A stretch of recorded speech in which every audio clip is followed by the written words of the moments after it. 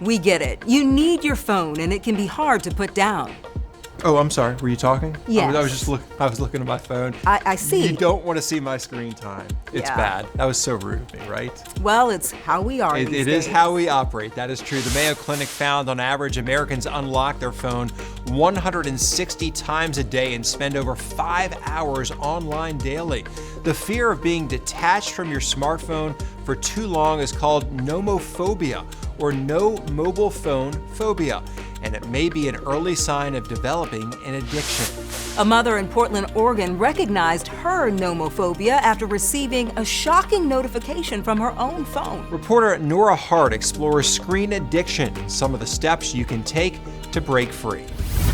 I'm running the rock. You're running on the mark. This is the type of connection Marissa Manza lives for. Holding her 2-year-old son's hand and seeing his sweet face light up when he goes down the slide. And it's something she now mindfully embraces on a regular basis. After struggling with what she admits was a hardwired addiction to technology. And I remember one day looking at my phone and seeing that the screen time was at 10 hours daily. And I was just thinking, like, that is almost half my day and like most of my waking time. And that's really disturbing. Marissa acknowledges the irony of it all, that she was chasing a sense of connection every time she reached for her phone, but it was a chase with no end. Like I go from like Facebook to Instagram to personal email to work email, maybe like a dating app every once in a while, and then just like it's a loop. So that's my weakness, is getting stuck in the loop.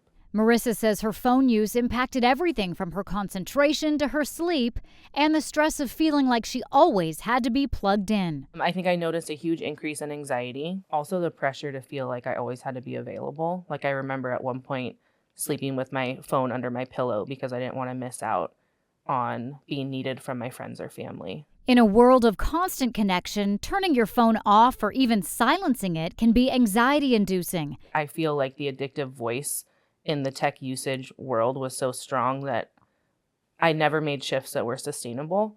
But then when I got pregnant, I was like, okay, I really need to figure this out. Like, I don't want to be a parent who's always on my phone. But to be that role model for her son, she knew she had to establish some new healthy habits. And she says it started with identifying her why. Why do I want to be on my phone less?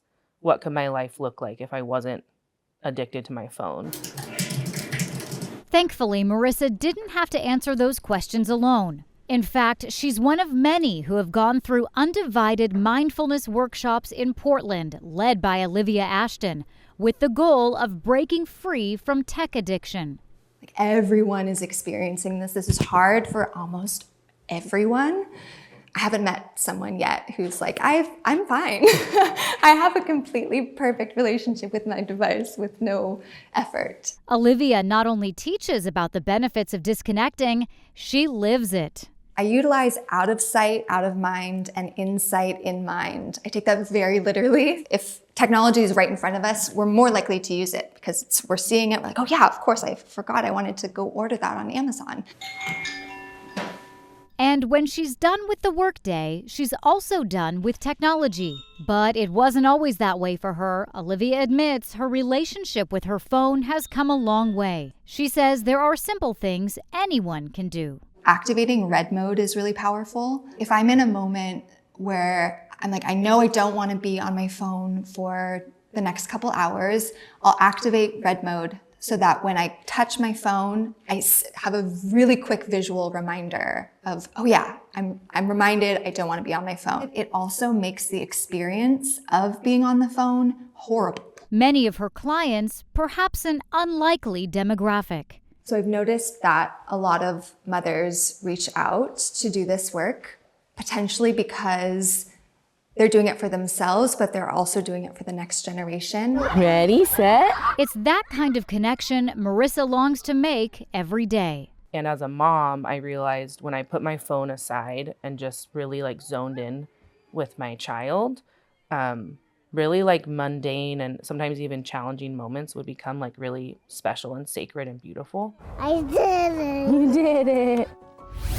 The Mayo Clinic says smartphone addiction is a relatively new concept. But symptoms can include feelings of irritability or sadness after a period without your phone, using a phone in dangerous situations such as driving or crossing the street, and repeated failed attempts to quit or reduce use despite a desire to do so.